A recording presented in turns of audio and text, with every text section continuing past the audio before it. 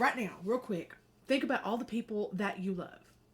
See their faces, their names, hear their voices, whatever. Think about them. Think all the people that you have love for in your life right now at this very moment. Are you one of the people that you love? Are you one of the faces that you see? Are you the first face? Are you any face? Are you even in that crowd on that list? Talk about it. I'm 46 years old and living my best life, and it did not come easy. It didn't just happen. I'm here to share my experiences with you so you can live your best life too. Many of us have found ourselves living alone later in life for a number of reasons. Not all of us got here because we made bad choices in relationships. A lot of people were lost along the way. And, you know, sometimes you choose to live alone after you've lost that person. Sometimes you choose to live alone when, like, you have lived the definition of insanity. When it comes to other people, you keep picking people and it keeps falling apart. You're doing the same thing over and over again, expecting different results every time. It's the same thing. And so many of us are choosing to take some time out to for ourselves and learn who we are. And I've seen, everybody's got the one on Facebook friend that, like every a few months they're so madly in love, and that'll last a little while. They might even have baby number 14, and then 2 weeks later, oh, they're single. They gonna take time for themselves and give them 6.3 days, and they're in a relationship, madly in love, gonna get married again, and they're pregnant in a week. We all know one of those. We've all got one of those, and they keep saying take time for themselves in this 2 or 3 days. How much time do you take?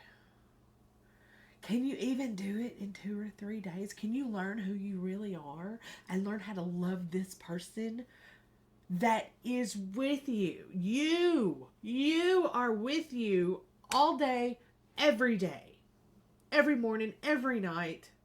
It's you, baby. It's all you.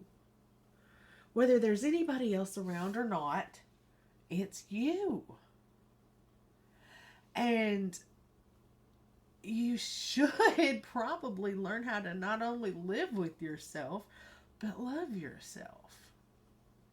Whether or not you have plans to start dating again, or to go look for a committed partnership, or even something casual, if you put yourself in the situation to potentially become attracted to somebody, you got to be willing to love that person too. So you're with yourself all the time. Don't you think you deserve to give yourself some love too?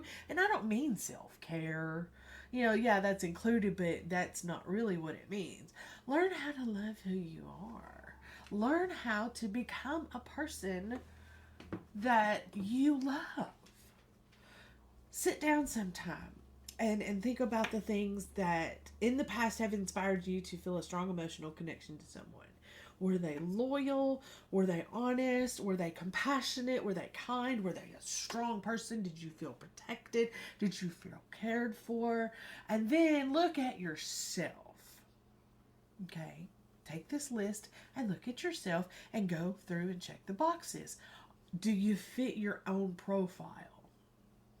Do you fit the definition of someone you would love? Or are you carrying around guilt, anger, resentments? You're holding a grudge on somebody for some reason. You're mad at yourself for that thing that you knew you shouldn't have done, but you did it anyway, and then everything fell apart. You knew you shouldn't have quit that job. It was a good job, but because somebody else told you to, you did it because you wanted to make them happy and fucked yourself in the process. Baby, it's time to forgive. This is where we're going to get into our internal space. We're going to get into our house. We're going to clean it. We're going to go for the whole house this time. And we're not going on deep clean standards. This is just standard make it livable clean, okay? So now we have a definition because we all have different levels of clean. When I first started this journey, my house looked like a hoarder situation. Like I had shit piled up everywhere. I was guilt in every room, in every aspect, and there was shame in all the corners, and then there were cobwebs. built on other people's drama. I had to get it all out. I had to let it all go. I had to forgive myself for so much. I had to forgive myself for the person I used to be that put myself and my family and my children through a nightmare for years. I had to forgive myself for being that person in every little thing I did that was fucked up during them times. I'll call them the dark days for a reason. Because I'm not that person anymore. I had to learn how to be loyal to myself. That was a big thing. And it took me a long time to understand it, what loyalty to yourself really means. And in a nutshell, it's so simple. Stop getting in your own way. Self-sabotage is real, folks. When you are scared to death of achieving a goal because you worked and struggled for so long and so hard, both financially and spiritually, you've struggled with yourself. I've been, yes, inside I call it the farm twice. I've made 2 trips to that place. One on purpose. I said I need to go, and I went. And the other time I was taken in handcuffs and slung all over the back of a cop car. So I know a little about coming back from devastation, self-loathing. Hated myself so much, I tried to end my own life more than once. I had to forgive myself for that. I'm better now. I have physically healed. I am spiritually healed. And I'm good with myself because somebody did die. The person I was before is no longer here. That person is not who I am now. She's gone. She's not coming back. So I had to forgive her. And that was so hard to do. And some days I would wake up and get mad all over again, and I would feel bad, and I would feel that guilt all over again, and I would have to forgive her again. Sometimes I had to cuss her out real good first and then forgive her. But it got easier and easier every time until it never happens anymore. Like, that doesn't happen. I can think about those times now without having an emotional response because I have forgiven myself. I can let all of that stuff go because I'm not her. It's not who I am today. Who I am today learned how to heal her own wounds, and that's worthy of love. Are you worthy of your own love right now, the way you sit right now? If you split into 2 people, could you look at yourself and talk to yourself and decide if you can love you or not? Are you somebody you want to give your love to? Because if you are not somebody you would give your love to, how do you expect to ever give love to somebody else or receive love from somebody else? How are you going to give your love to somebody else but not yourself? That's like feeding somebody some food that you know you don't want to eat. And tell them, here, this is good. I don't like it, but you can have it. It's pretty fucked up, don't you think? You got to learn how to love yourself. You are with you all the time. You can either spend that time in sadness, anger, grief, or you can learn how to let those things go. Yes, it takes time. It takes a long time.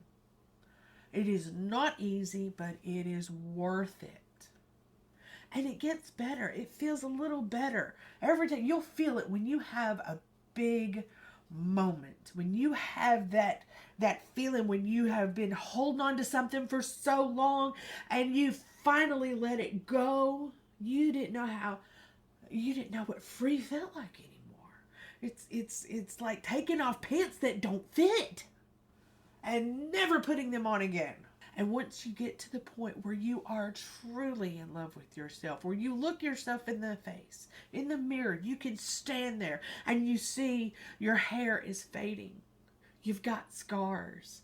Maybe you got some pimples in weird places. You got hair growing places you didn't think you were ever going to grow hair. You decided not to shave your legs 6 months ago because it's just too much hassle. And you look in the mirror and you still say, you know what, I'm holding up pretty good. When you can look at yourself and your own house, your internal house, your space, and say, I love it here. It feels good. I feel good with myself today. You'll notice other relationships get better too. Your relationship with your kids might get better. Your relationship with your parents might get better. Your relationship with your best friend. Because you feel better. You're just happy. But when you feel better, you're happier. You're more relaxed. You're more productive. You know, you don't just sit home and dread every moment because there's not somebody else there, because you've learned how to be comfortable with yourself. You've become a person that is worthy and deserving of your own love, and you are willingly giving yourself that love, that care. When you're with someone, you cook for them, you make them their favorite foods, you keep their laundry done so they have their favorite shirt on hand at all times. And suddenly you find you're doing that for yourself. You're speaking your love language to yourself, and it feels good to be you. It feels good to get up in the morning. It feels good to do your work. It feels good to come home and reward yourself with a cup of coffee with hot chocolate in it. Some Lindor chocolates. Because you know you deserve it. Sure, it's probably nice when somebody else does it for you, but it's not required anymore. One day you wake up and you realize you don't care if you meet the right person. You've tried to do the online dating thing. There's just a bunch of catfish in that pond. You've tried meeting friends of friends and they're just not interesting anymore. You know, and it just doesn't interest you. You're not interested in the same things. Because you're finally listening to yourself. You're finally listening to you telling you what you want to do. And you're not learning how to enjoy other things that other people want to do. Because you're trying to make somebody else happy. You can do that now.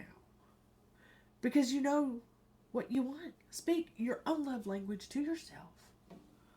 Love yourself. Stop looking everywhere else and trying to give somebody something that you would not give yourself. Love who you are and let go of who you used to be.